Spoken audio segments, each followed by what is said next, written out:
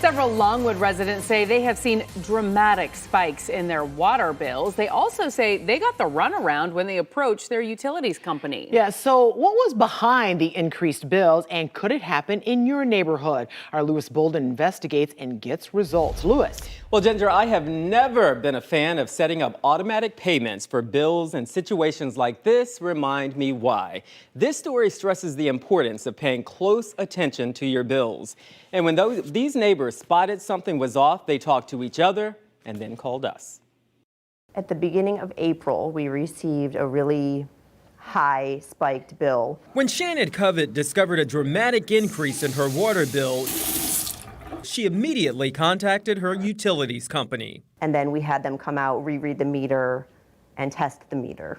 And he agreed that there was not a leak inside the house, and he did not believe it was the irrigation system. Covett says they checked the pool, pipes, and toilets, but found nothing that explained it. It wasn't long before she realized her neighbors experienced it too. So I opened it up and was flabbergasted. Larry Land said he saw a dramatic spike on his bill. We thought, wow, this is twice our normal bill. And Randy Ryan, who lives across the street, says he did too. Ryan's bill went from $120 a month in March to $256 in April. His consumption went from almost 18,000 gallons to more than 50,000 gallons. By far the most water in a month within his one-year history. If we had emptied our pool, we could have emptied it twice and refilled it twice with the amount of water they said we used. He also had the meter checked.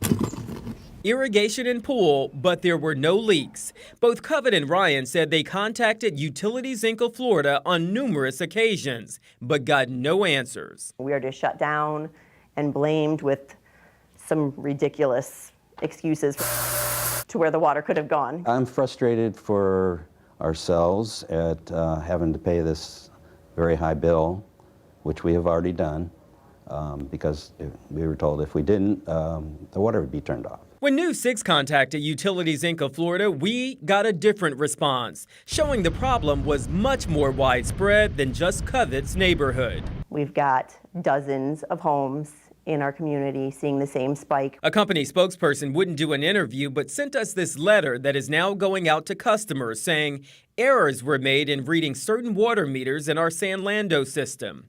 The spokesperson was more direct in an email to News 6, writing, an employee new to meter reading was not properly trained. It was human error.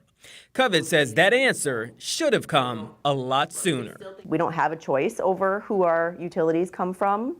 Our hands are tied, and they're just kind of taking advantage of that. Now, the company told me they have made staffing changes and they have more skilled meter readers in the area now. They also say they're adjusting bills and offering installment payment plans. Yeah, if Ginger and Lisa? well, if that's your job to read the meter, you would hope that they would be able to read it. You got one job.